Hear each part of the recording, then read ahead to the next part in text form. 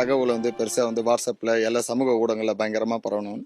செய்தி சேகரிக்கிறத செய்தி வழியாகவும் பரவியிருக்காங்க. அது வரைக்கும் எங்களுக்கு இங்கே டெட் பாடியாக இருக்கிறாங்களா இல்லை உயிரோடு இருக்கிறாங்களா இது வரைக்கும் அது யாருக்குமே தெரியாது.